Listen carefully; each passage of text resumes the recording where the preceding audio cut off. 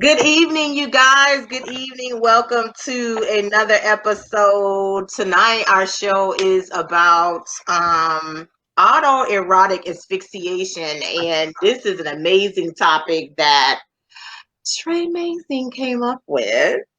And I thought that it was a great conversation because we like to say all kinds of nonsense like, oh, only white people get into stuff like that. We'll hear a topic or we'll hear about something and automatically assume that, oh, only white people do that. And that's not really the truth.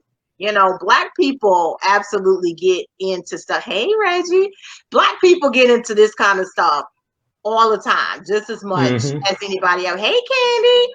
And we gotta stop. Hey, Tanya. And we gotta stop saying that, oh, that's white people stuff. Oh, Black people and they minorities. say that all. They say that all the time. When they it say that comes shit all the time.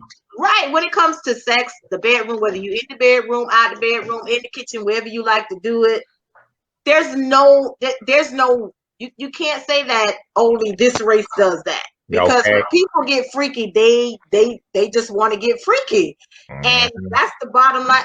You know what, Chastity? I love you. She said, choke me and kiss me deeply. So this is a conversation for you. So the other night, Alex mentioned this on Code Red, and I was just like, well, he's all up in our topic because we sure gonna be talking about getting choked during sex. And that's what autoerotic asphyxiation is. Basically, when people like to get choked, when you like to get choked and have that air restricted, it's supposed to heighten the experience. So, I don't know. I know how it feels. We talked about it in the comments in our group chat. And y'all please send lots of love and light to her and Horace. He's just terribly sick tonight. Y'all need to watch what y'all eat. Y'all can be eating that like food. I don't know what listen, he better stop leaving them local spots up there alone. Hi, Jalen. Good night. How are you?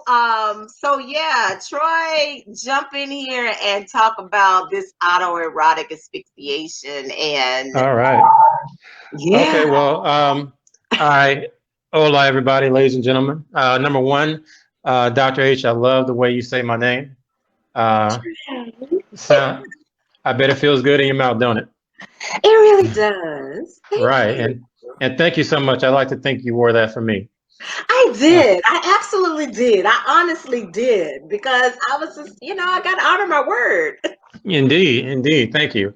So when I came up with the whole autoerotic thing, I mean, it's based on, of course, comments and threads and ringside, just feeling inspired and trying to think of something that we haven't touched on, no pun intended, but we haven't touched on in a while, or never touched or haven't touched on. And I have, I thought about the whole, someone mentioned about being choked. I know autoerotic, I know it's predicated on doing it to yourself. It is a form of masturbation, but I figured we could talk about the masturbatory side of, as well as doing it with a partner. And so I know that with autoerotic, there's something where a person can tie themselves off and restrict, airflow or whatever while jerking off or doing whatever you do to get yourself off. And in theory, it's supposed to heighten that orgasm. It's supposed to take that, take you to a different state of nirvana than you would, otherwise. Now, mind you, I've never done it. I don't knock people who are into it, because I look at it like, hey, be all you can be, do whatever you can to get the most out of sex. I mean, if that's what you like, as long as you don't kill yourself like, David Carradine, make it happen. Just be careful. I know I've been with only one young lady, and she was my girlfriend when I was in college, who actually enjoyed me choking her. And at the very beginning, I'm 19, 20 years old. I thought that was like the freakiest shit in the world. I never experienced anything. Wait, this comment. Baby, I had to put this up here. No, it's fine. No, no. Oh dear Jesus. We gonna get into it, but I read it. I read it twice, and I was like, oh, okay, never mind. I know where we are. I know where we are now. Yeah, but Oh. It's getting some very polarizing responses in the comments, but go ahead, Troy. I'm sorry, because we're gonna hit that. Let me see if I can pull it up. You know, I've been having some issues with Facebook, y'all, so I might need to borrow someone's phone here. That is right, but y'all, my neighbor is on here and he just got this crazy face. But no, I'm sorry, Troy. Go ahead. No, it's all good. I mean, at the end of the day, I don't knock what people are into. I mean, my girlfriend in college, she kind of relayed to me that she wanted me to choke her while she was on top. And at that time, you know, I'm in college. I'm 19 years old, and I thought it was weird. But after a while, the more we did it, I'm like, okay, I see the fantasy. For her, it was more of a, for lack of a better word, kind of an assault kind of fantasy, or being taken, or being overpowered. And so, yeah, right. And at the time, you know, my mind didn't click to it. Like, okay, I don't get it, but if this will help get you off quicker and we can go on about our business, then so be it. But I have realized since then that just coming across other people, that was the only time I've ever experienced that. But there have been instances where people have relayed that they find that very erotic. They, you know, women have talked about how it makes them feel like Jeff was saying, dominated and kind of in a sense intruded, or, you know, and I'm like, hey, if that's what gets you off, I ain't mad at it. You know, I'm not saying I wouldn't do it again. I just haven't been with a woman who actually maybe.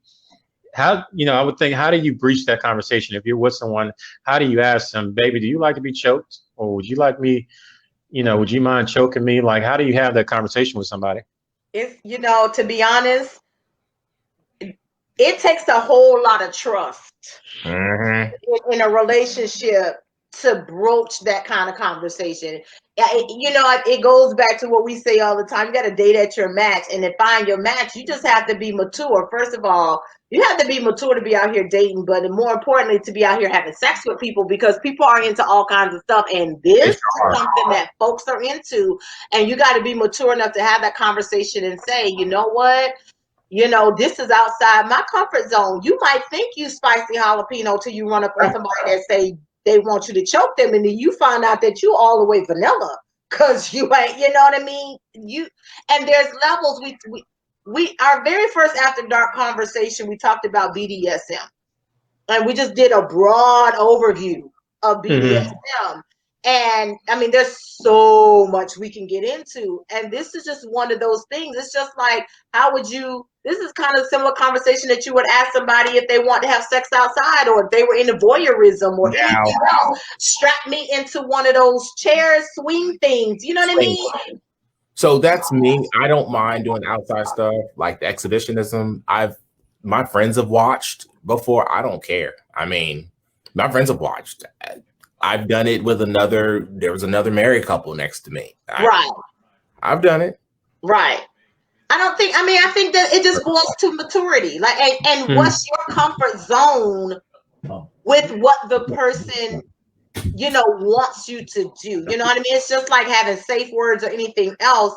But, you know, there are people who, you know, they don't know about this kind of stuff. It's people who've been divorced and getting back out there that don't know about this. They've never been, they don't experience this. And so that's a valid question, Troy, about how do you broach this conversation with someone? You just got to be mature enough, and you have to know the person that you're talking to, and maybe your bedside manner might be a little bit different. Well, and, even in that regard. But at the same time, you might have been in a relationship for the longest time, and things get stale, and you want to try something a little new, add some kink. Well, yeah, I mean, it's definitely kink, and like you said, I don't think anybody would confuse it with vanilla. If somebody would think something like that is vanilla, oh boy. But I feel like something like that would involve a certain level, like you said, not only maturity but trust. Right. You know, if I'm with someone and they ask me to do something similar to choking or anything else, you know, I think maturity comes in, because I'll ask them, like, okay, what is it about that particular act that turns you on? You know, maybe it's an age thing, or maybe because of where I'm at in life, I would ask the young lady, like, okay, you want me to choke you? Explain to me why the choking turns you on. It doesn't mean I'm not with it, you know, for me, but just so we can develop some context. Tell me why it turns you on, because you have a fantasy. I heard there was one young lady that said she had a rape fantasy, which I was like, just blew. You know, this was years ago. A young lady mentioned how she likes to be choked. She likes it rough and stuff like that because she had a rape fantasy. She doesn't fantasize about actually being raped by a stranger. But I do remember, and she was Black, and this young lady said that she wanted her partner to simulate kind of an assault or rape on her because that she wanted to feel overpowered. Dominated. She wanted to feel dominated. Yeah. Right. And now back then, this was like 2005 or something like that. Of course, my mind back then, I'm like, okay, unfriending you or whatever Black Planet was. But this was a Black Planet. Oh wait. Okay. Yeah, this is Black Planet. We got some context here. Okay. Yeah. Black Planet. Black Planet was too extreme for me after a while. That's why I left. I was like, you know what? I heard it turned into like a hookup site after a while. It was always, I hooked up with a lot of women. It was always a hookup site, but it got to the point where it was just a little too risque for me. I was like, you know what? Because even the last thing I wrote on Black Planet, and my page is still up, I'm sure. If you go to my page on Black Planet, the last thing I wrote is, y'all niggas need Jesus. I'm out. And that's saying a lot coming from you. Coming from me, I was like, y'all need Jesus. So, and I haven't looked back. I went from Black Planet to MySpace. So, but no, I mean, you do have some people, men and women, who that actually turns them on. But I would ask any woman, Dr. H, or, any of the young ladies watching, would you be turned off by a man who said he had that kind of fantasy? Even if you trusted him, even if he instilled that confidence in you, would you be turned on by a man who said that it gets him off and turns him on to see you struggle or see you, struggle sexually in bed? Because they're out there. No, it's easy. It's easy to say that now when you're not connected to somebody, meaning you're invested in building a future with them versus a hookup. If it was a hookup, it would be all day no. I'm not even considering it. Why? Because I ain't getting nothing out. I ain't getting nothing out of it. And it's easy, like I said, I could sit back and say, oh, if somebody I'm building a life with, I would want to try to please them, different things. But the reality is I don't know until I'm in that situation. It's kind of like what Candy and Reggie is saying in the comments. It's a fluid situation. So a lot of this, when it comes to kink and what you're doing in the bedroom, is absolutely fluid, and a lot of it has to do with the vibe and how you're feeling each other. And even in that moment, this might be something that you do regularly, like you might be okay with, but maybe that particular night you ain't vibing with that. You don't want, that kind of experience, and you want maybe something a little bit different. So I think that along with maturity and trust, you got to be able to go with the flow.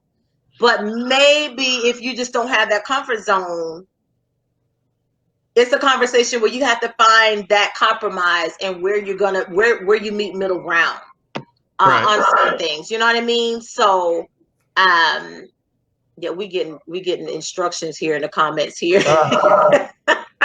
So I mean, I'm not surprised, because I think this is an example of, there are a lot of people out there who are either already doing this or who are curious. They're just looking for, a platform. Curious. A lot of people are curious, but they're scared of being judged, or they don't understand. Right.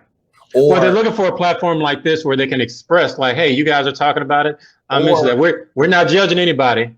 Right. Like I saw in ringside, I saw somebody was like, would you let your man do certain? Would your man, if your wife wanted to dominate a man or something? And all the guys were like, hell no, I was one of them. And my thing is, I already know what I don't do and don't like, but some people are just ashamed to say that's what they want because they're scared of how they will be viewed.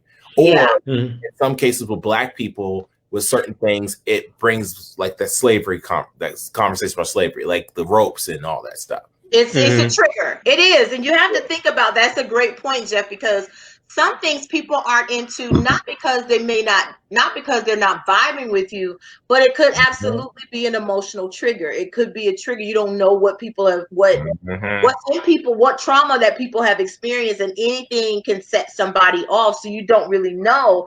But again, it's about knowing your partner. You got to know your partner and have conversation and be mature to have those open conversations. It's just like introducing anything. This is no different than introducing anything in your bedroom, whether it's you want to do a threesome, you want to have a mini orgy, you want to do exhibitionism, whatever the case may be, polyamory, whatever it is that you are introducing into your bedroom with your partner. You've got to have that relationship where you can have that conversation and know how to introduce certain things.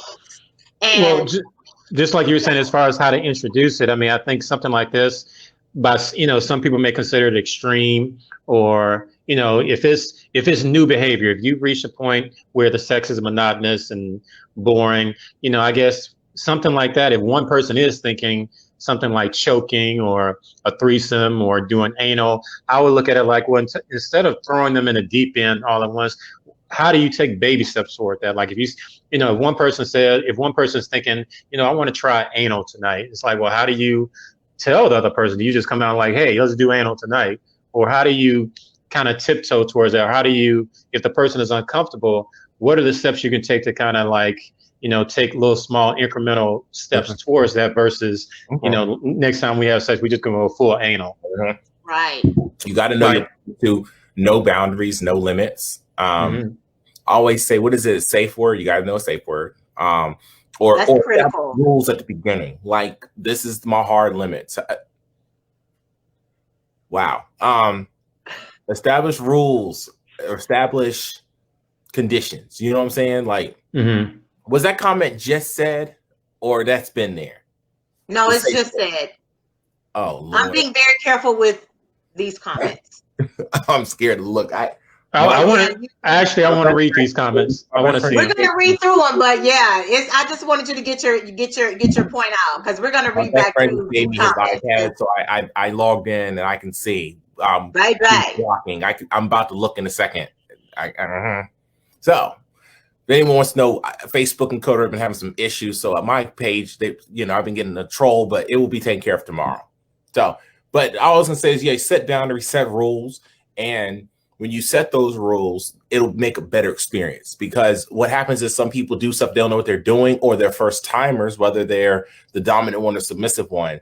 And sometimes people who are the submissive ones, they see it on TV or they watch 50 Shades of Grey and they think, oh, this is hot, but don't realize they might not have the same tolerance as others. What happened? I'm reading the comments. Okay, your face. I was like, that's wrong. So you got to make sure you research and make sure you test yourself or know, what's going on. So, right. I'm so scared. I'm going to read some of the comments because it's been really great. And we got some great back and forth going in the comments. And one of the things that, again, we talked about the fluid situation of why it needs to be fluid. Reggie said that you have to get the feel for your partner, because if you choke them or forcefully put yourself onto someone, it could immediately go south and fight or flight will be in effect. And Tanya agreed. She said that's exactly how she felt. He can caress my collarbone, slightly caress my neck, but choking me may turn sex into an actual fight. And again, that's about that safe, you know what I mean? You got to have that safe space. Candy is saying it's absolutely like eye contact. Very few like it, but I love eye contact. You have to know. That's sexy. Partner. Eye contact is very sexy. Contact, baby. Yes, very sexy. No, I just actually took a glimpse of some of the comments, and y'all favorite person is commenting. I'm like, I'm being very careful with these comments. Online because I'm banned and I'm blocked. I can't even log on to Facebook. I can only log on to Facebook Messenger, but I can't log on Facebook until tomorrow. Okay, wait till we get it done tomorrow, baby. Okay. Huh? Okay. I'm gonna say. Yeah, I just got out of Facebook jail today, so. Yeah. Yeah, folks is on one on Facebook. But Reginald said, will have to be one hand, if anything, at the beginning. You have to have a bond with your partner and a sense of vulnerability so you don't lose the sexiness within the act too. Jalen said, yes, I'm with the ish with my partner. We makes us happy. We do. And so I think that, again, it's about partnership and coming together. Reggie said, you have to be completely into that person. It's trust, coming back to that conversation about trust. And, you know, people have tried it. People have had experiences, and you just have to be able to understand and know your partner. Yeah, the chemistry absolutely has to be right. And trust has to be there. There's a lot of people reiterating the fact that you need a safe word. You know, the ankle bar is for pros. Please don't try if you're not really ready, in reference to 50 Shades of Grey. So, you know, I've not watched.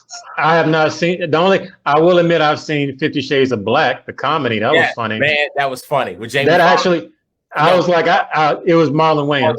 Sorry. I was not expecting it to be that funny, but it was actually pretty funny. But I've never seen any of the 50 Shades movies. I feel like, as much as people talk about it, I was like, I kind of know what's going on without actually seeing the movie. Yeah. But no.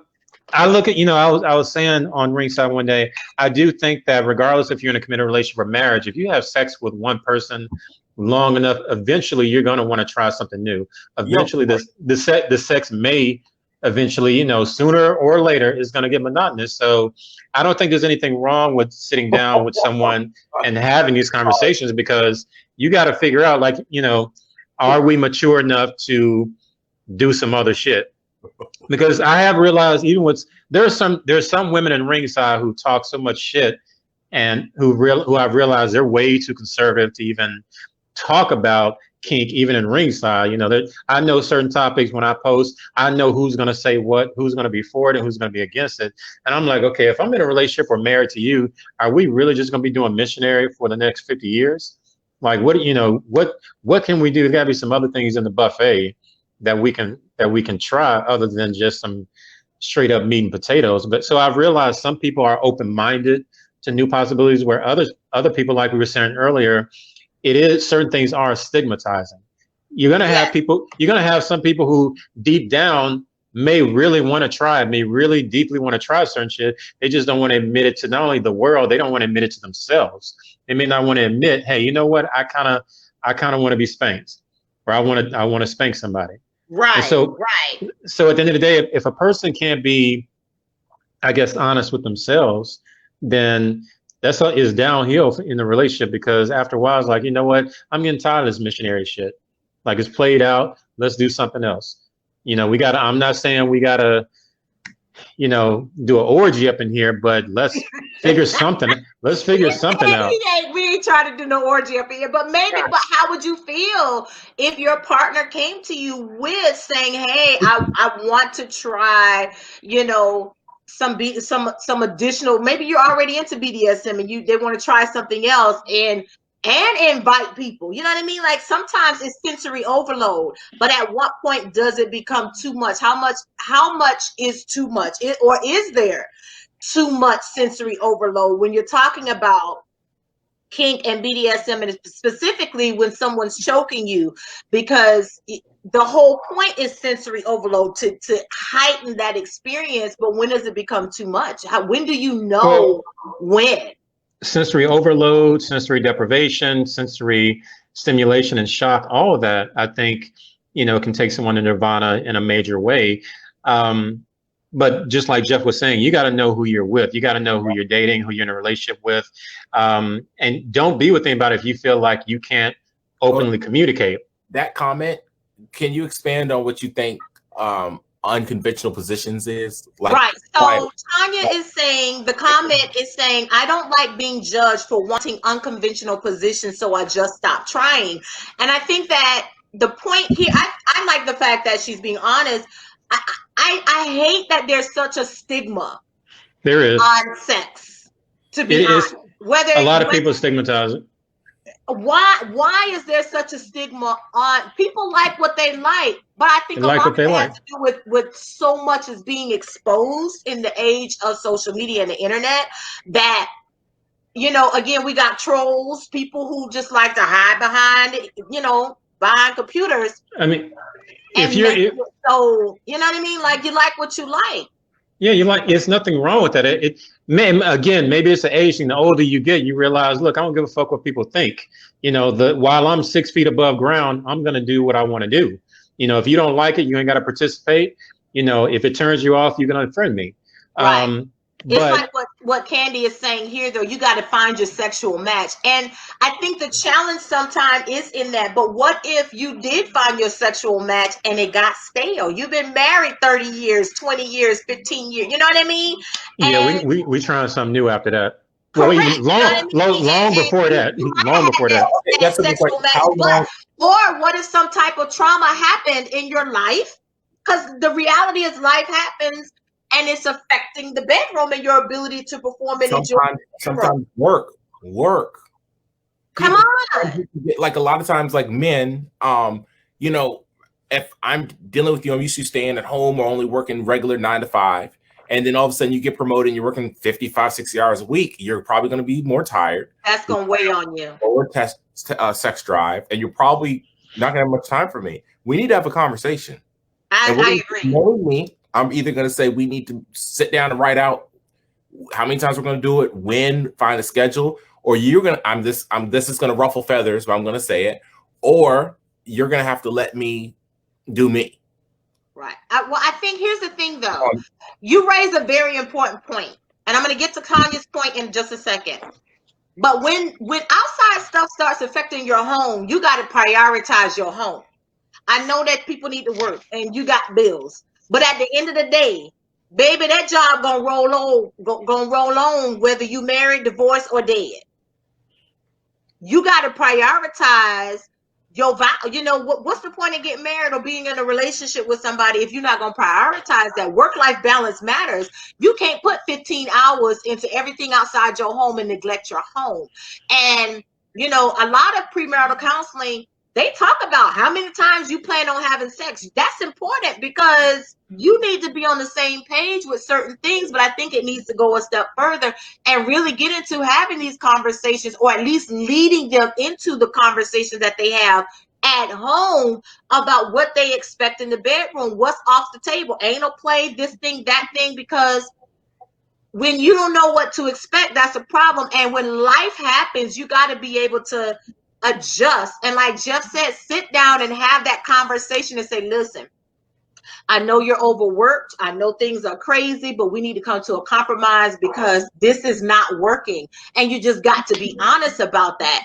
And I think that it goes back to what Troy was saying earlier, and we were talking about just the maturity of having those conversations.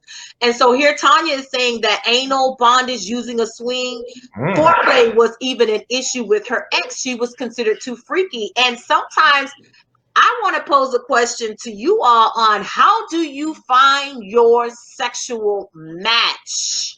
Well, go ahead. I test it out. Like the first time we do foreplay, like when I'm going down, I might take a nibble or something. And if you run or say, ow, too quickly, I'm like, okay, they don't like that.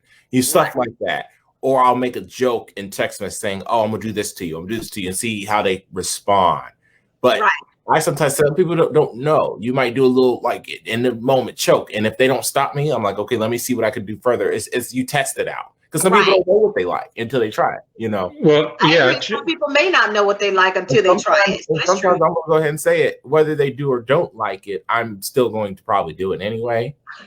Because then I'm in control. So, I mean, as many times as I've been with, by the time you get to that bed, you should already know. Well, you should already talk. I mean, trust me, as many times as I've tried to come on a girl's face and then she turned and all that stuff, I'm like, okay, she ain't into this. I'm like, oh well, dream deferred. But I mean, those conversations. Do it anyway. Do it anyway. Trust me, I tried, and some of these girls, they should be in the matrix. They can dodge it. They can cover up or say no. I'm like, you know what? One day, I have a dream, and it's gonna come true one day. I don't want to say your age out loud. You never have done that. No, trust me, I tried. I certainly tried, and on Tinder or something, and just put in your profile, just have a faceless Tinder page and just say black male looking to do A, B, and C. People who are not trying to do it. I'm telling you, that's all you gotta do. You know, I've never downloaded the Tinder app. There's a part of me I'm like, oh, there's some shit on there. There may be one of those Black Planet 2.0 shit. We go have flashbacks to Black Planet. I don't know if that's a good idea for Troy. But I do think as far as that communication, I think that, you know, if you're with someone that you feel like you can talk to, tell them what you're into, because the trippy part is there may be some things that you may be afraid to talk to that deep down they're really into it. They're just, it's one of those situations where one person may be waiting on the other person to bring it up. I agree, because they don't know your comfort level. They don't know how you gonna take it, so they don't know if it's okay to even talk about it. You know if it's okay to take it there. So sometimes it's kind of like some people don't know they're thirsty. A horse doesn't know it's thirsty until you lead it to the water. And so that's what I mean. So, you know, it's like bring it up, because deep down she may want to do it. She may just be, or like, as a one. Frame it in the form of a joke. Like, but yeah, change your headphones, babe. You're static now. Oh crap! I thought these. Oh, wrong one. Still static?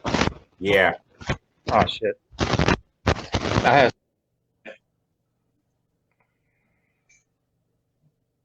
Go ahead. I'm sorry, Jeff.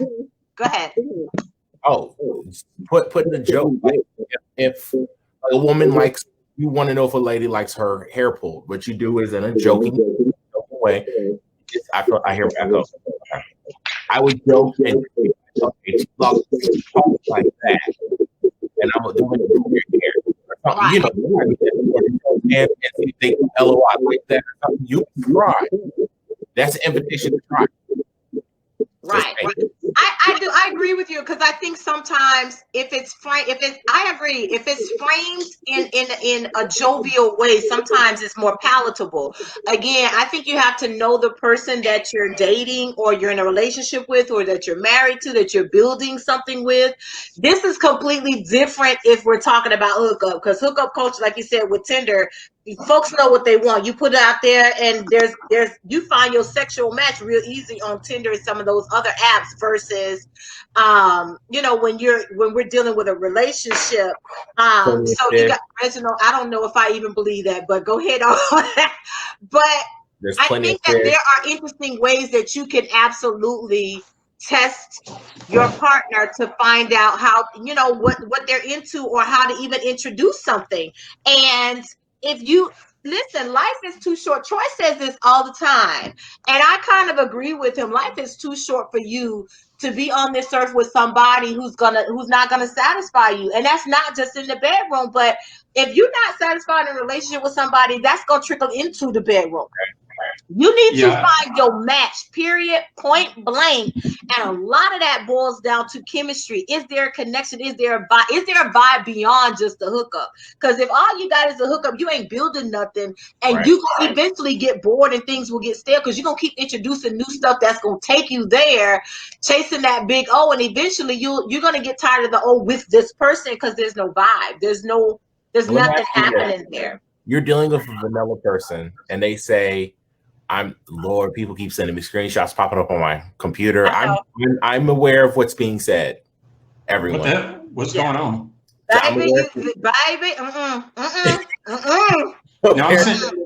Troy, when you see the comments, just ignore.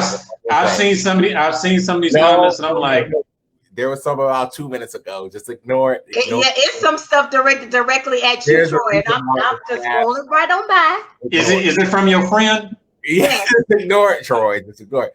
I saw one of the comments. I'm like, you know what? Not tonight. We ain't falling for the banana in the tailpipe tonight, baby. No, not tonight. Persona non grata. Okay. Right. Maybe lose my train of thought. Lord have But no, mercy. I think, well, you know, Tanya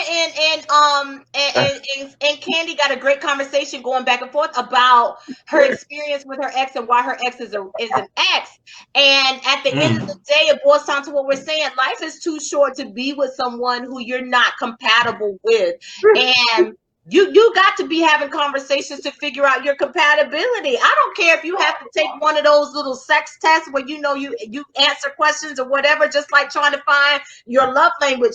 If that's you, because some people take a very clinical approach. They need to have a sex language test. Is there a sex language test? Does one exist?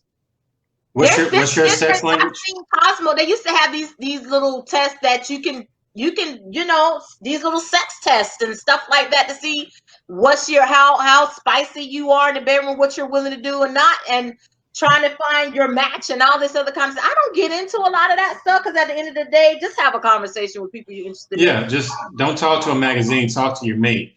Thank you. When you guys are talking about prioritizing work, I can't stand people that do that because I don't care. At the end of the day, I'm not impressed by you. I don't care if you make 80, 90, 190, 300 grand a year. If you got a dissatisfied spouse at the house, I don't envy your life. You know, because you sit up there, you chasing money or you chasing that career or want to make partner or whatever, but you got a spouse at home that's, you know, just miserable with you. Don't want to have sex with you. Don't want to see you naked. Don't want to be near you. We don't have sex for at least a week. That's a problem. Bye. And I understand if like you're sick or you travel, that's understandable. But you laying next to me. I'm sorry, y'all. This is a great comment, but go ahead. On the lines that we're talking about, Willie has a question. He says, can you be attracted to a person, but they don't stimulate you naturally? How do you break the ice to tell them how you like it without hurting feelings? Wait, can someone explain that? I think I get what he's asking. You're attracted to the person, but they're not stimulating you. Basically, things are probably boring and stale in the bedroom. How do you break the ice to tell them how you like it? Like how you are asking the wrong without hurting their feelings, because people can get sensitive in the bedroom. Oh yeah, the male ego. When you tell them certain things, people have real on egos, and women too. We have egos too. Yes. And it's very hard to have. Sometimes, again, it's hard to have the conversation. Willie, I'm just gonna say it's gonna boil down to knowing your mate and being mature. And you got to know how to communicate with the person you are with. If they are childish and immature, every time you try to express yourself or they don't take you seriously, you might need to make that decision like Tanya and move on. Well, something like this, I mean, I'm pretty sure after reading his comment, a lot of couples are in this exact same boat. I don't think there's anything unique about that. I think in situations like that, if you're with someone, particularly you're with someone you really care about, sit them down, start the conversation off by saying you love them, you know, you enjoy being with them. Be honest.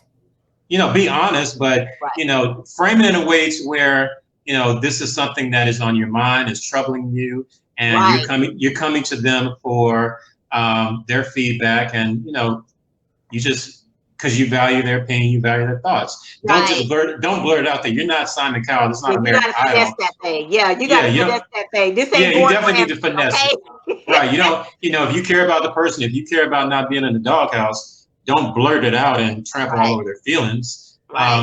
So it really is a case of choose your words carefully, but let them know this is how you feel. This is what the things they're doing, how it makes you feel. Like, you know what, you doing this makes me feel sexually unsatisfied.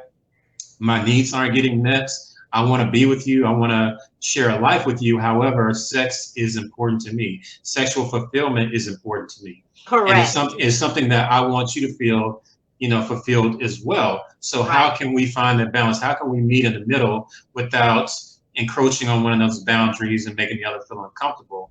So you have to figure out you better put that brain to work and figure out, you know, how you're going to talk to the person you're with. You know them better than, you know, someone else. So how can you talk to that person to achieve a certain goal? Because, you know, if you hurt that person's feelings and make them feel like crap, then what do you have? You know, what was the point? It is. You really have to figure out, again, knowing your mate. But I think Reggie and Jalen give some great examples here. You teach people how you want to be treated, and it's really how you frame it. It absolutely is. Jalen says try pitching it in a question form, as in, have you tried? Or send them a video saying, joking, we have to try this like this. Try this like this. I think that there are so many different ways that you can frame it, but it's a matter of yeah, you got to be more vocal, but you got to be vocal in the way that you express the win-win for each other. And if you're building a life with this person, frame it in a way of saying, I'm here to build a life with you. And so I want us to both be satisfied, like Troy said, and this is what I need from you, so that I feel like you are paying attention to my needs as much as I pay attention to your needs. And then give examples, like, for instance, I noticed that when I do XYZ to you, this is how you respond. Have you ever noticed that when you do this to me, I don't respond? You know what I'm saying? You gotta wade in that water, baby, sometime, especially when you having a conversation about the bedroom, because you know it's probably gonna hurt that person's feelings, but you gotta say it from a place that you care about them. And change is very hard for people. And again, if you spicy jalapeno and this person is vanilla in the bedroom, it is not going to work. Okay? I'm just telling you, because they got to be okay with waiting into that spicy territory. Okay. I mean, some people aren't that spicy, and if you are spicy and they're not, then you need to figure out, okay, is this going to work? You got to be okay if you're going to be sacrificing. But let you know, people need to understand. I mean, just be honest, folks. It's okay if you and the person you're with aren't compatible. It's okay. It doesn't mean that you're a bad person. Doesn't mean they're a bad person. Just some things just aren't compatible. You like to, you like to do certain things that they aren't willing to do, even after a conversation, even after, phrasing the win-win, scenario. Some people just really aren't interested in treading certain waters. And it's okay to just, like, you know what? We may be better off as just friends, and that's fine. It's okay. Oh, I'm sorry. I thought I hit mute. It's okay, y'all. Ignore it. Yeah. So this is a great point here that Candy makes. She says, be the change you want to see. Dirty talk. If the head is off, use your sexy voice and say open wide, babe. If you want her to get on top, you change the position. So she's just sharing some suggestions. And I think there's a point that you've got to be able to, again, know that it's okay to make suggestions. Absolutely. These are some great examples. And yeah, if you're a shy person, this can be very scary for you. And I understand, I empathize, and that's why we're trying to give you some things that that you can wade into. Because if you're a shy person and not very vocal, you can't live your life like that forever. You're going to always put yourself and your pleasure and your desires on the back burner, and then you're going to feel unfulfilled. And then you're going to hit a point in your life where folks going to look at you like, oh, you having a midlife crisis because you ain't handling life well because you sacrificed so much. Speak up. And it's okay. It's not always what you say. It's how you say what you say. You know what I'm saying? And you got to be able to. It is 80%. It is 80% delivery. 20% what you say. If you say, "Hey Jeff, I don't like what you said. To me, it offended me. Can you please possibly explain another way?" I have no problem. But when you say, "Oh, you got me effed up," and I ain't got that. I'm immediately going to say, try again. I'm not even going to let you finish. Or I'm going to just say, okay. Right. Because again, you got to think about how that person is receiving it. So you lash out. I mean, if somebody lash out at you, how are you going to receive that? Come on, man. So I know you got to go to work, Willie. Catch the replay, babes. Catch the replay because there's more to come. But I think that, thank you so much for that question, because I guarantee you somebody else feels the same way. It's hard broaching these kinds of conversations with somebody you're with. I don't care how long you've been with somebody. It's probably couples who've been together 20, 30 years and they don't know how to broach something to their lover. And that's sad. That makes you not want to get married. I mean, I'm serious, because they're scared that I want to introduce polyamory after 30 years of being married, and I don't know how they're gonna take it. I mean, I feel bad for anybody, man or woman. I feel bad for anybody who is on a path to the grave and they're sexually unsatisfied. Like, no, when I go to the grave, I want to be spent. You know, I want to be, you know, unloaded. You know what I mean? I don't want to go to the grave and I haven't done something. That's why this is going to happen before I leave this place. It's going to happen. I'm not sure who, but it's going to happen. But yeah, come on, people, talk to the person you with. You with someone, yeah. If you can share your body with them, especially if you can share your body with them unprotected, yeah. Why can't you talk with them? Why can't you, you know, have unprotected, communication? You know what I mean? Thank you. So it's like that's a damn shame. You can have sex with them without a condom, but you got some shit on your mind you can't talk. Like, come on, there's no way in the world you can sit here and spread eagle with somebody. Really exchange body fluids, get in all kinds of crazy positions, and then feel like you can't open up to them in conversation, but you don't open up every other orifice of your body other than opening up your mouth and talking. Are you serious? I don't understand that. And I think that we have a fear of communicating, but we don't have a fear of HIV or anything else. And I don't understand that. I guess I don't get that. And I think that that's where we got to get. We have the same boldness we have about having unprotected sex is the same boldness we need to have with having a conversation with our lovers about boundaries and what we like and what we don't like. And when it comes to this, especially something about like asphyxiation, whether it's one-handed, like Reggie recommended, or two, however, whether you tie yourself up, you know, right? Yeah, you got to know what you're doing because you mess around and die. I don't understand that. I've seen where people have done that, and I've never seen it, but you know, I've heard of that on Family Guy and South Park. Two horrible shows to quote, but they keep it real. And I've seen. I love Family Guy. Yeah, I mean, I think Google. I think that's how David Carradine died. It was some situation where he was found in a closet with. His neck was tied up, and they felt like it was I need to Google that, but I do remember he died in a very strange sexual circumstances. Have died through this kind of thing, and it's very, you know, you got to know what you're doing, have safe words, and know when to say when.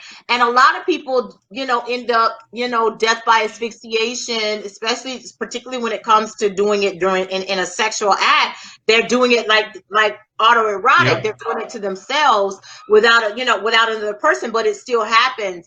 Reginald says, I want my partner to be direct with me up front. I don't want to block someone's happiness. I agree. I think that it's important to be able to have those conversations and be honest with each other. Again, if you're building a life with somebody, you should be able to have conversation. And this, my girl, Candy said, press to me, boo. These 34-inch legs bend easily. And she done dropped the mic on everybody tonight, ladies and gentlemen.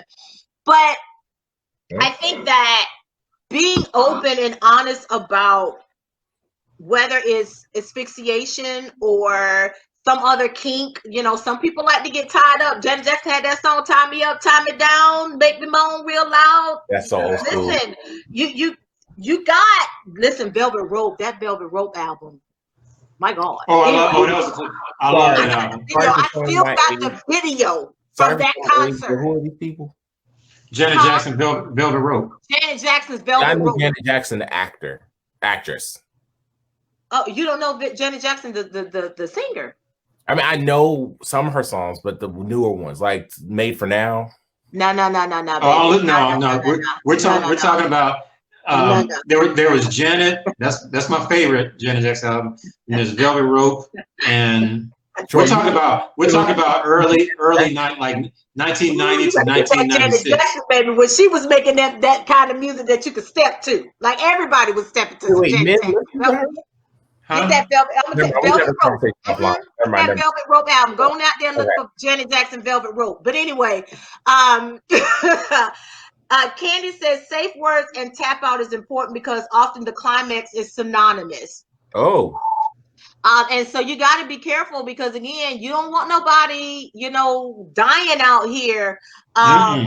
Jalen says he want to try being tied up and taken advantage of. This is Burger King. Have it your way. Well, all right.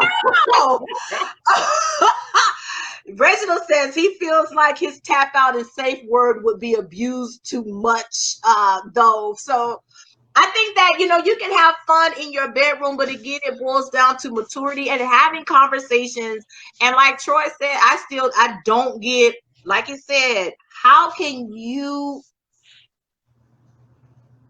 girl, this is why we sisters, girl.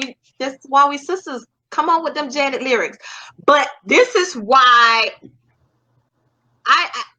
this is why I love Troy, because he gonna bring out the stuff that I be thinking that I don't. How y'all just speak it. Just speak it. Just speak it. If Just say it. What you got to lose? You can open up your mouth and express yourself.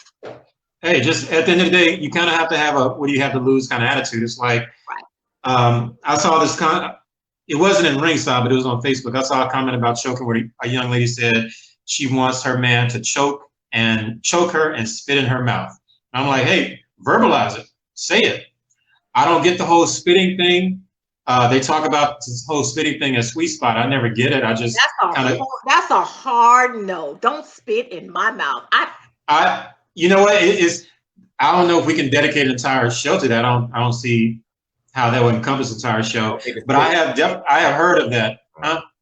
I have certainly heard when people talk about yourself. I feel like you need to explain yourself about this spitting in the mouth thing. Yeah. You talking about me? Yes. That's nasty. Thank you. Okay, I'm just making sure. I've never done that. I have no desire to do that. When I'm receiving a blowjob, I think just too much of it is just nasty. Like, you don't need to be soaking the sheets and stuff. It's just nasty. It's too much. Mm-hmm. Yeah. That's sloppy toppy. Nah, I'm good. I think I did that to one young lady one time when I was going down on her, and I spit on the coochie to try to, lube it up even more. And I thought she would turn on, and she stopped me right there and was like, don't do that. I was like, okay. It's nasty.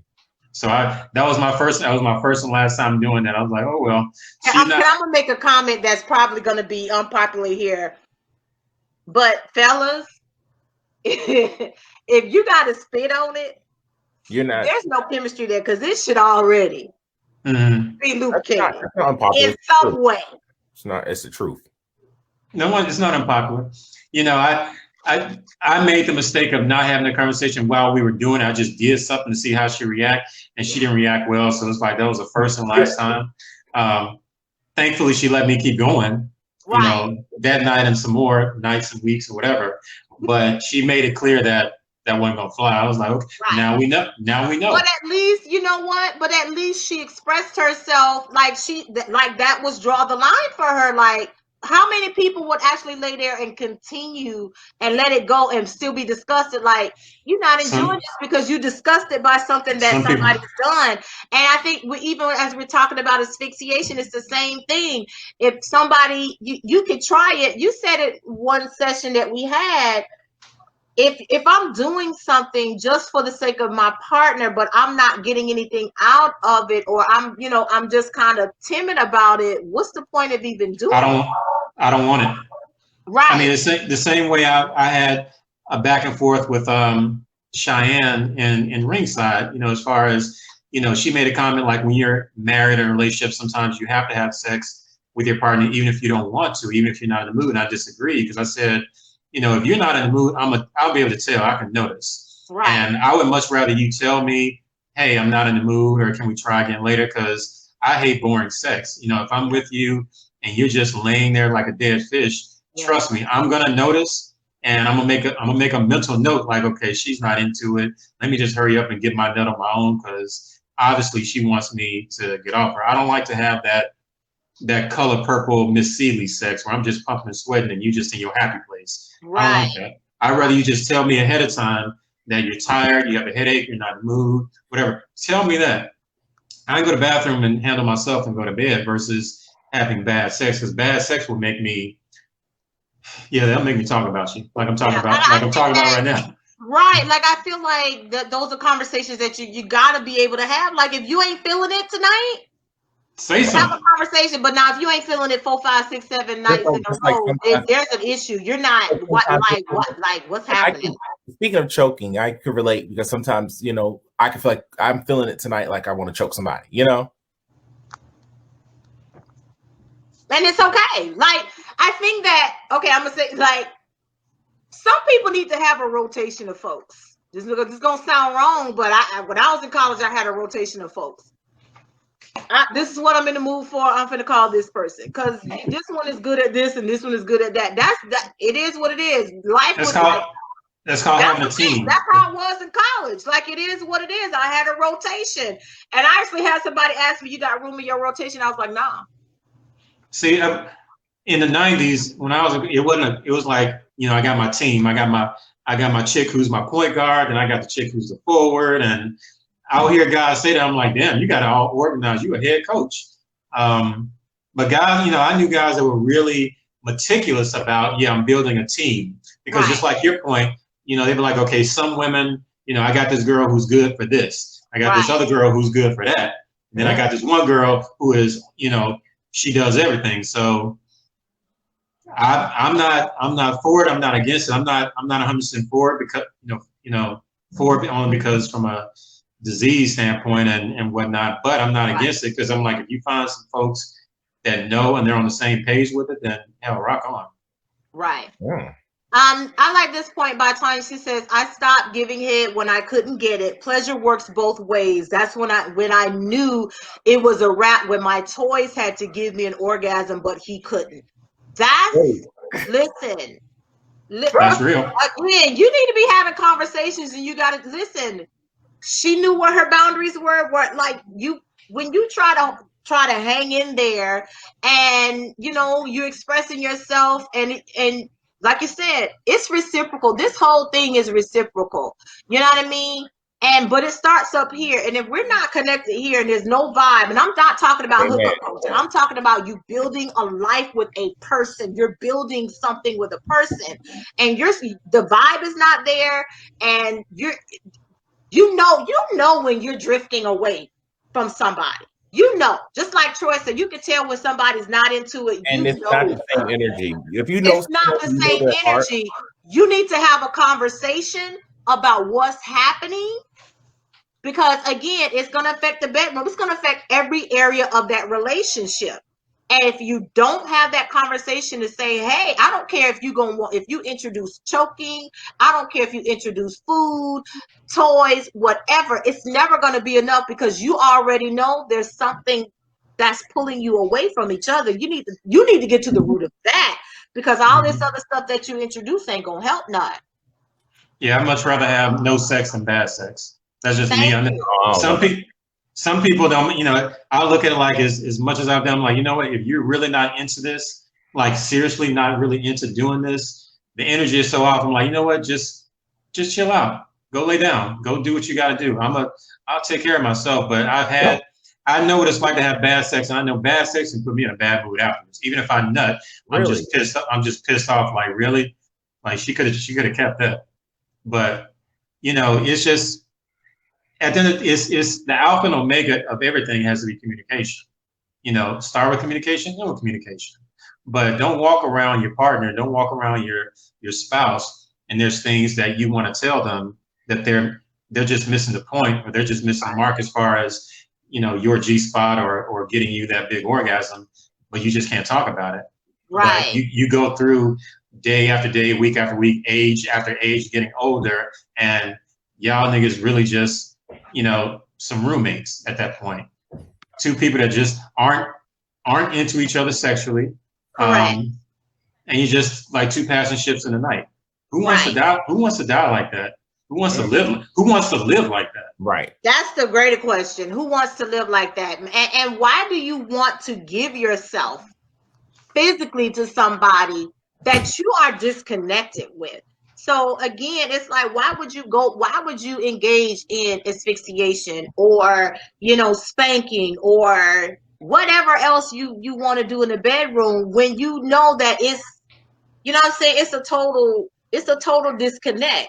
Because again, we talked about this in our first After Dark conversation, that sex is mental. If you're not here, if you're not connecting here, all of this, I mean, they got lube, they got all this other kind of stuff, but like Troy said, who wants to be intimate with someone that you're building a life with and they just kind of laying there not enjoying it? You know when somebody ain't enjoying that.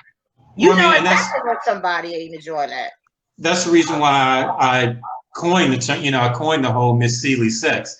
You know, if you remember the color purple, I don't want to be, you know, just pumping and sweating and she's just really trying to imagine me not there because she's trying to tolerate. Like, don't tolerate my dick. Don't tolerate this. Right. I'd rather you just try to do that. Yeah, and I don't like we ain't got time for that. Why would you want, if you're building a life with someone, why do you want to tolerate? Because I don't want that space. You know what I'm saying? Like, who wants that space? Who wants to be in a space where you're just tolerating somebody? That's not enjoyable. It's really not. And I agree with Reggie. If there isn't a connection, you could potentially not be able to climax because your partner is just horrible. True. And that's the bottom line. And again, it goes back to Willie's question of how do you have that conversation when your partner is not paying attention to addressing your needs? Troy said it earlier. How do you got to find that win-win and have a conversation of what's going to compromise, because I may not be comfortable choking. Maybe choking you is a trigger for me and I might not know when to stop. And I'm scared that I don't know when to stop. You know what I mean? Like, some people don't have that shut-off valve. You know what I'm saying? So maybe that might be a trigger, because triggers work both ways. And so you got to know how to have that conversation. Listen, Jalen, you better get your whole word. He says, before my most recent partner, I didn't know what I was missing. I'm thankful. It's worth it. Listen. Yes. Indeed. Give that man a shot. Give that man a shot. Come on. Yeah, Rain, you definitely need a safe word. So I think that when you're in, yes, we're going to celebrate you for finding your match, Jalen. When you're in a relation, you're connecting with people and you're building a life with someone. I don't care how you meet them. You got to be open to having direct conversations. Like, have that conversation. Like Tanya, she just made a comment. She likes choking a man when she's riding him. Ooh. That's a conversation you got to have. Right.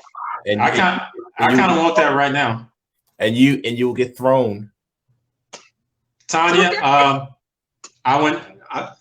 you can try it on me slowly. Let's baby steps. I want to go back to somebody. I forgot who said it. I don't know if it was Tanya, but one of the people said something about unconventional sex positions or something like that. It was Tanya. It was earlier, very early on. She was talking about unconventional positions. Yes. Did she give examples like what's an unconventional sex position? She hasn't given us one. But I don't know. For me, it's about defining unconventional. Right. What's unconventional to me may be different from you. Are we talking about anything outside of just missionary and doggy style? She said, "Hey, Troy."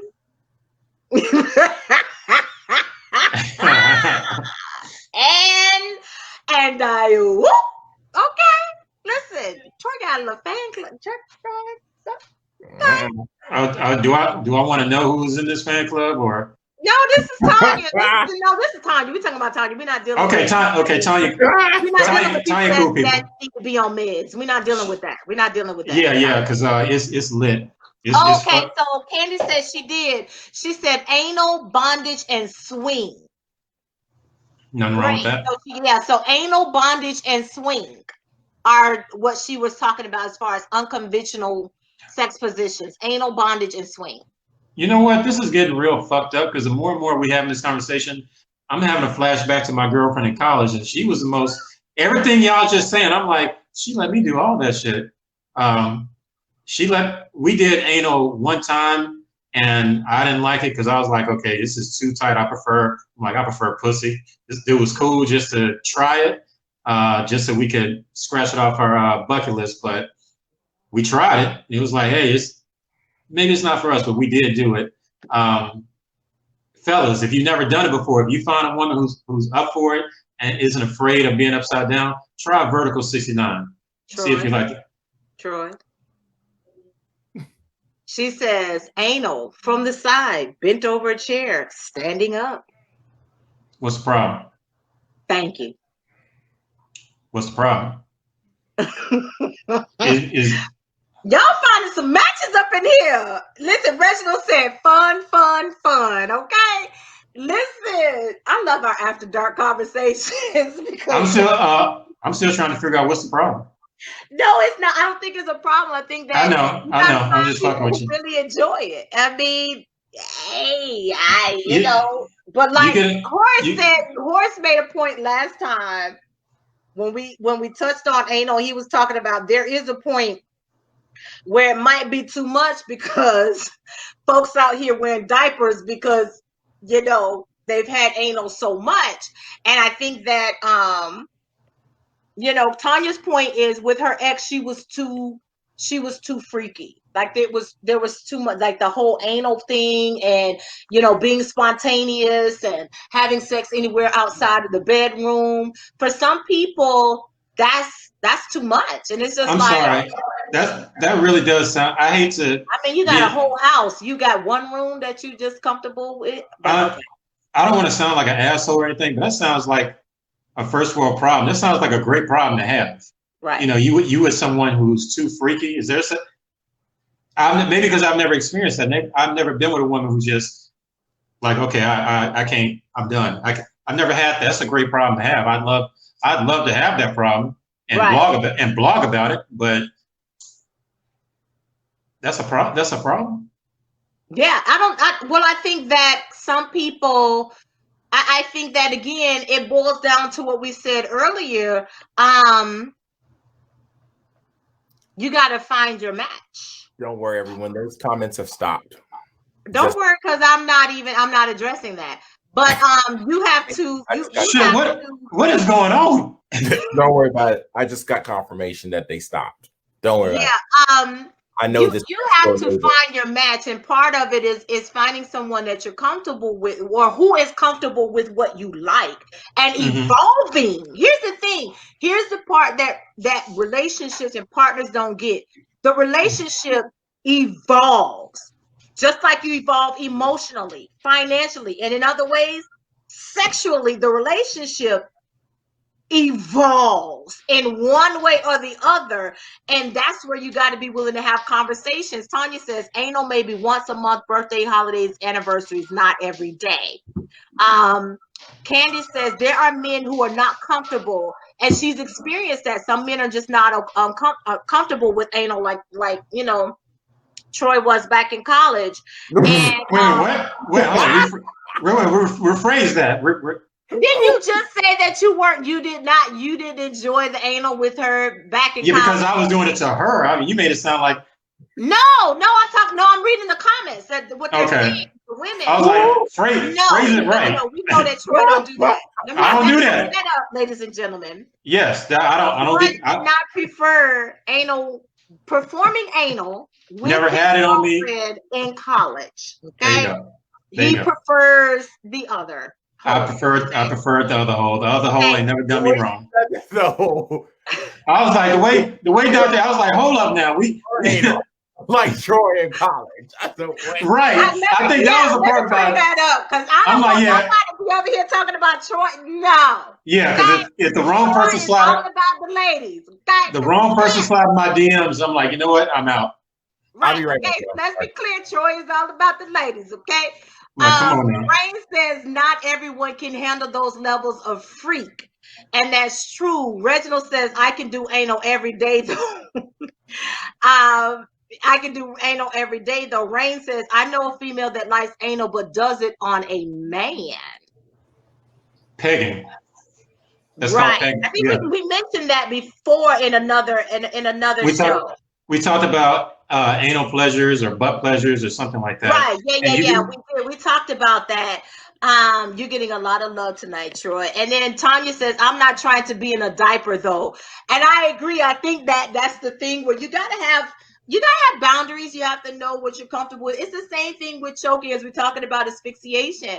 You got to have boundaries and know when to say when and when to cut that stuff off, because again, some people don't know when to stop. And I think that, as we have this conversation and you asked the question earlier about how you introduce things, you have to be ready to evolve in your relationship. If your relationship is not evolving, you're not gonna, nothing else is happening. Nothing is evolving anywhere. And like you said, life is too short to be dying unsatisfied, unfulfilled, or in dead relationships. You know what I'm saying? And a lot of what happens in the bedroom is reflective of other things going on in the relationship.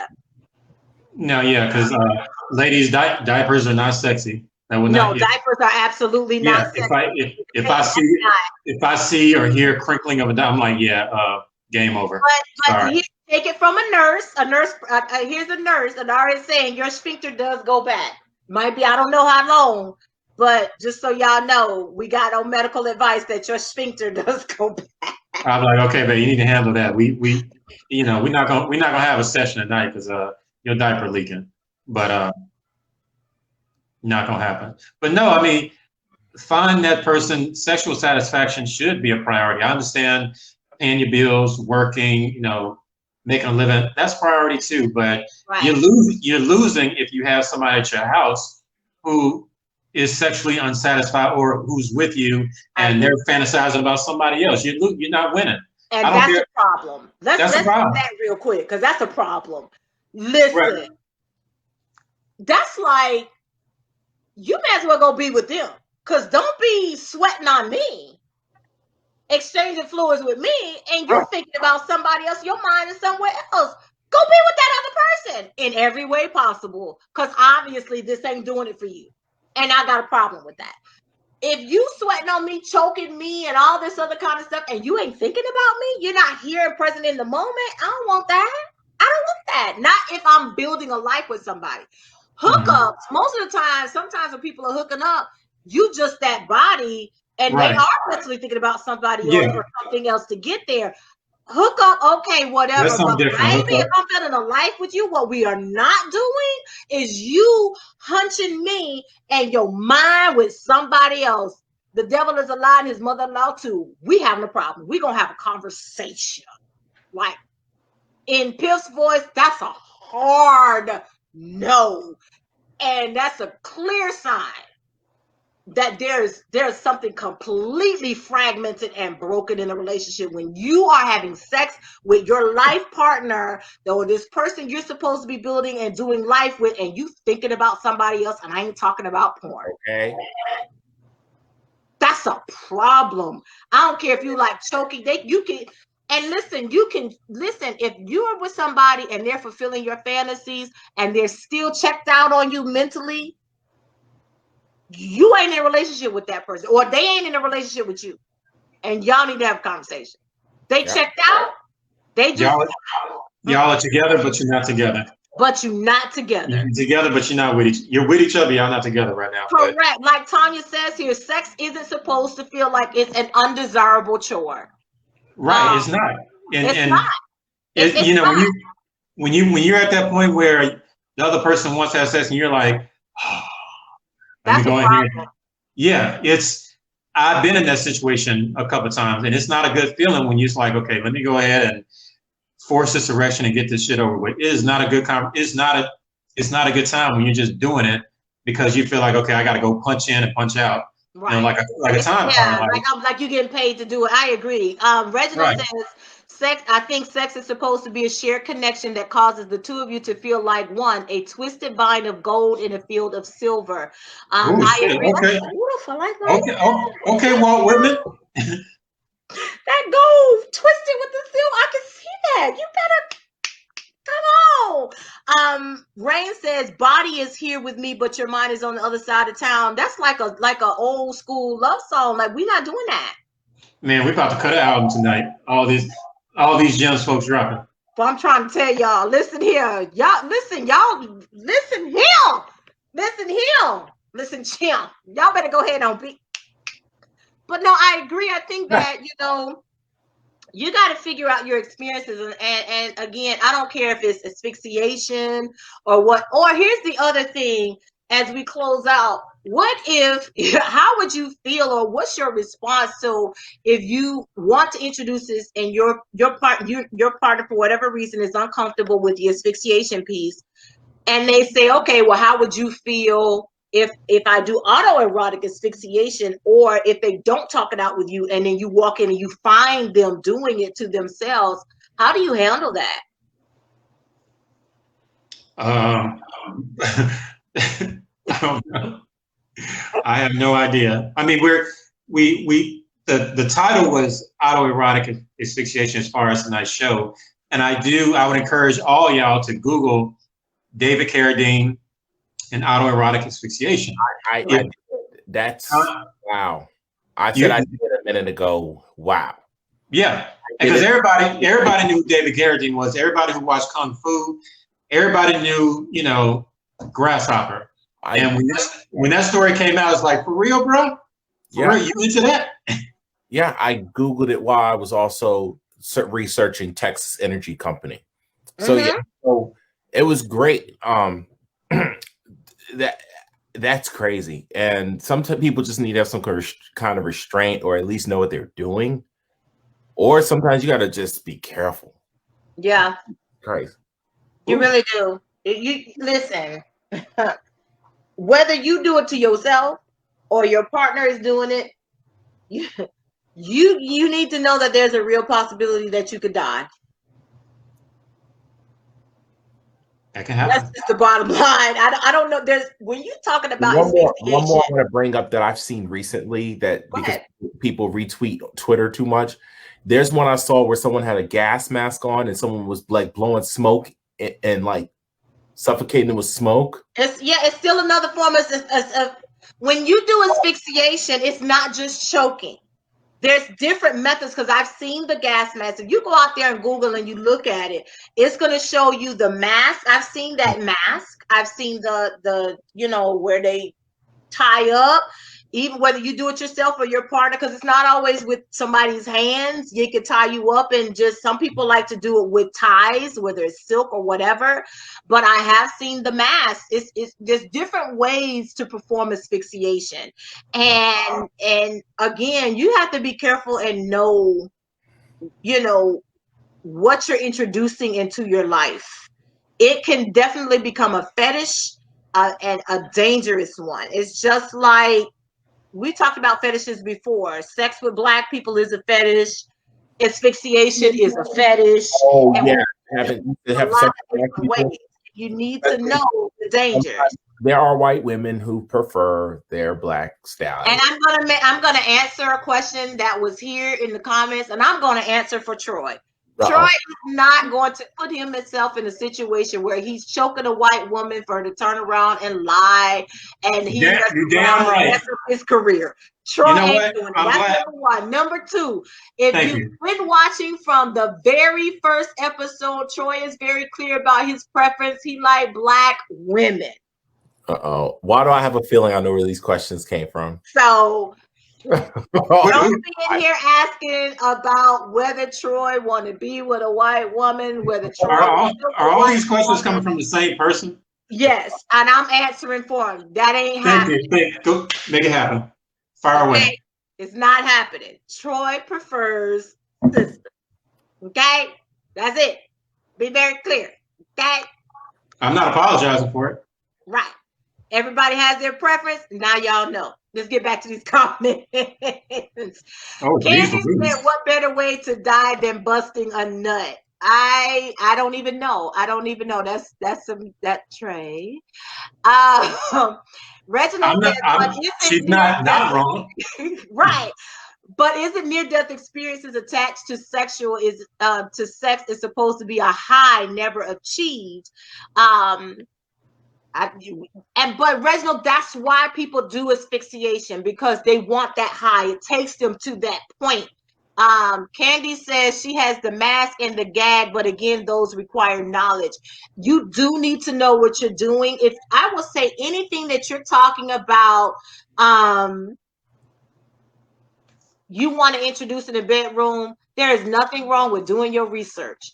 You need to know what you're doing before you start engaging in stuff. Seriously. Reginald said the last performance of a lifetime, literally. For some people, yes, David Carradine and a lot of other people. Go out there seriously and research asphyxiation, autoerotic asphyxiation. You will find it. Sex asphyxiation, you can find it. Lisa says, I had a friend who let a partner place a plastic bag over their head to suffocate them and loved it. And she was afraid for them. That is another form of the asphyxiation during sex. They will use plastic bags, anything that will cut off oxygen or reduce oxygen flow.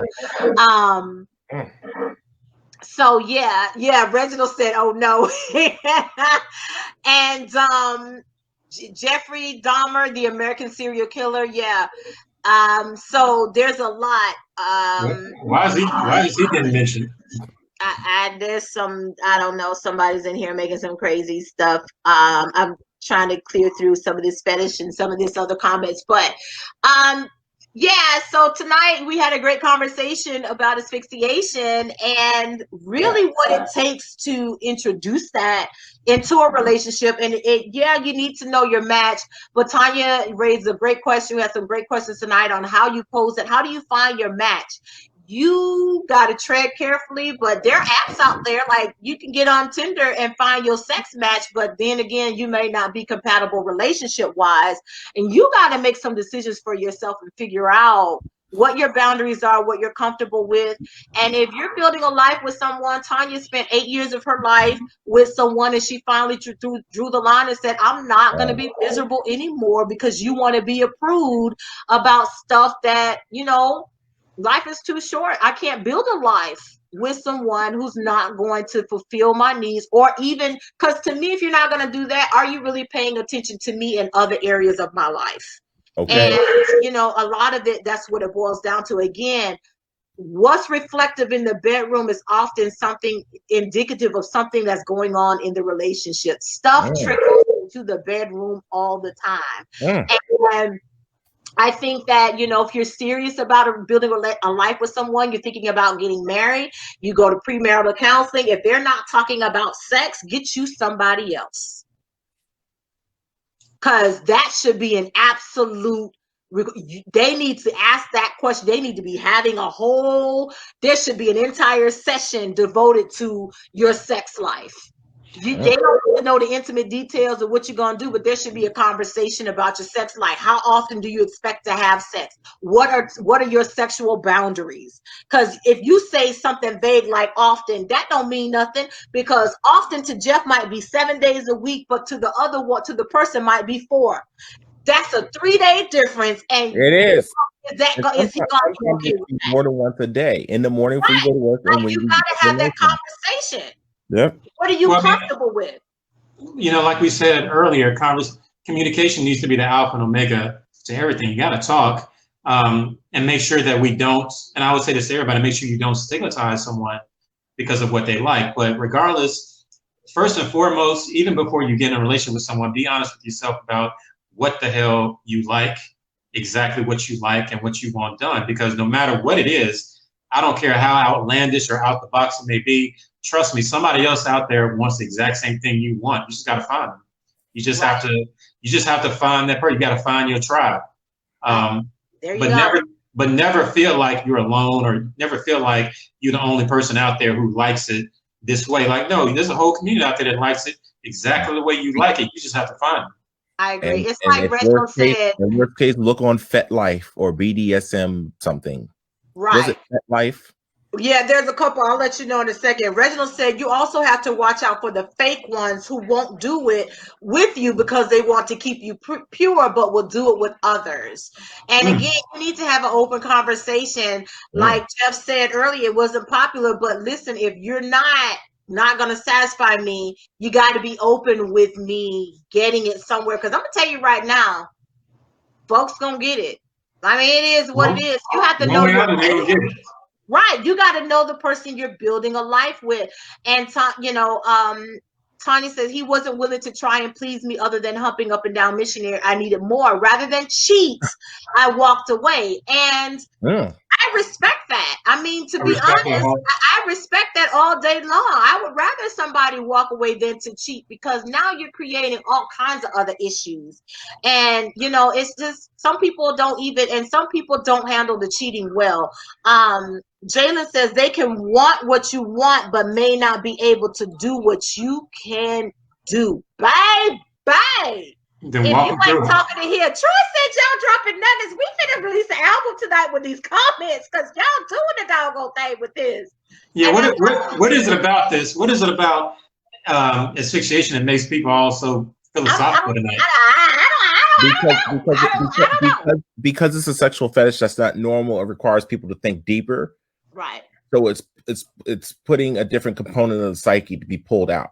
Right. That's all. I also think it's something that we don't talk about in the Black community, because it might be one of those taboo things that when you hear about autoerotic asphyxiation or asphyxiation, sex asphyxiation, you don't think about Black folks doing that. No, and like I said, when I open up, media, when I open up, made it out of sexual desires and things that people enjoy don't have anything to do with race. But we have things are so stigmatized that we think Black people ain't doing this. Just like we could say with polyamory and polygamy communities that Black people ain't doing that. Lies. They're huge. Yeah. I got into a back and forth with someone in ringside about that. It was a post about spanking, and this one dude was like, "That's some white boy shit." I'm like, no, Black people been doing this. But you do realize you have a lot of Black people that automatically assign certain characteristics to white people and be completely different from Black people. Like, no, a lot of us, we doing the exact same things. But we know, I mean, we've all had that experience, whether it be online or in real life, where people say that's white people shit. Even though it's entire communities of Black people doing this exact same shit. Exactly. You want to say it's what white people do. I'm going to say this, and I'm just going to say this: that toilet stuff is white people shit. What toilet stuff? What's toilet stuff? Exactly. I don't know. I really don't know what you're talking about. I'm saying now. Shit in your mouth and licking shit out the toilet and stuff. That's that's white people stuff. I'm sorry, I'm going to say it. It is. I have never heard of that. You mean like defecation? Out there. Yes, stuff like that. I'm not talking about water sports. I'm calling water sports. Okay, Do you know what? Golden showers. Golden showers. I'm not into it, but I know what a golden shower is. But I know. But what I'm saying is there are some things that Black people do not do, and that is one of them. Golden shower is not, because I'm not going to speak for myself, but what I was just saying with feces. I forgot what that's called. That is a fetish. It is. There's a fetish that people have, that having sex with feces and playing around with that, but I don't get that. But there's a fetish for everything. Yeah, I agree. There's a fetish. Growing up and you watch Real Sex on HBO, you're like, okay. Sex Chronicles. I'm like, there's some folks into all, what was that shit on Real Sex where people like to dress up like fuzzy animals and have sex? I thought that was the weirdest shit in the 90s when I saw that shit. Mm-hmm. I'm like, okay, folks out here, if you find somebody who's into dressing up like Mickey Mouse and you're dressing up like whatever, I'm like, hey, do you? Yeah. Kip agrees. Hi, Kip. And Kip chilling too. Like a grown man in this conversation. Why is he like this? Why is he like that? I just don't understand this dog. Lay down. Yeah, my dog is always quiet during these conversations. I'm saying, but no, you guys, this has been a great conversation. Mitchell, maybe we'll get into your comment on another show, erotic electrostimulation. But it's up there with a lot of this stuff. People always heightening the sexual experience to get there. But at the end of the day, what does it take to introduce these things into your relationship?